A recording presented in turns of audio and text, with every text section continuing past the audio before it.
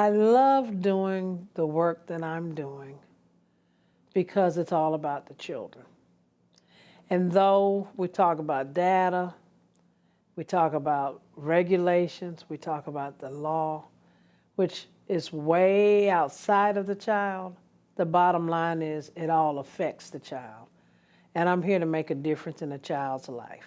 A recent success story with our data system was being able to identify the number of children across the state with a diagnosis of autism. With that data, we were able to give that information to our legislator, and we were able to receive funding to help support those children and families. If you create a system today that's the greatest system around, if you don't have on your roadmap a plan for enhancements and improvements over time, it will become irrelevant in short order, a year, 2 years out. Your system won't actually meet your needs. As a state data manager, there's two primary areas that I look at. One is waste in either time or cost, and the other is accuracy.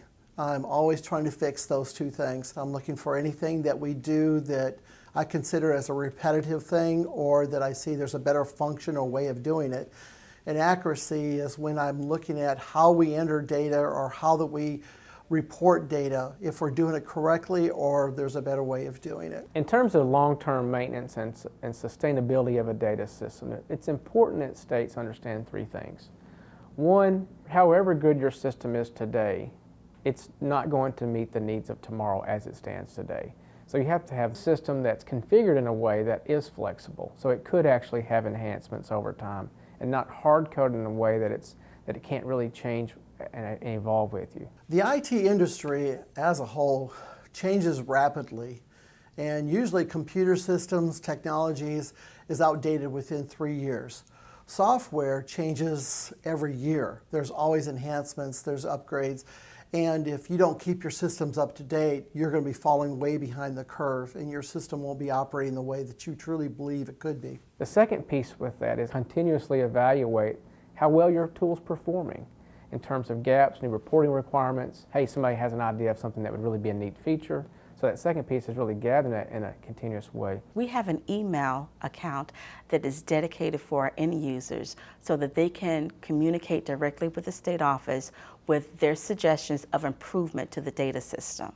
When we see an employee come to us with an enhancement, and then we turn around and we implement that enhancement, they feel like they have an ownership to the program because something they contributed to has become part of the program itself. And third, as always, is a resource plan. You can't go into a system with a one-time budget on your development budget. You have to have resources in terms of ongoing dollar support for the system as it evolves and changes over time, but you also have to have the people resources behind it as well. The biggest modification I've made to my system is to write a new contract for our whole data management system that would include all the necessary improvements that need to be made in order to bring it up to date with what are the requirements by the state and by the federal departments. The DAISY framework is really an important tool for leaders as you're looking to develop a new system or create enhancements to your current data system.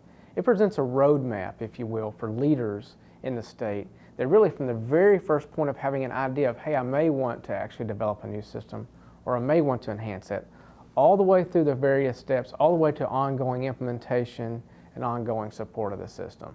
The reason why I love doing this type of work is really for the families, it's for the children, it's for those mothers that come to us crying and that need support.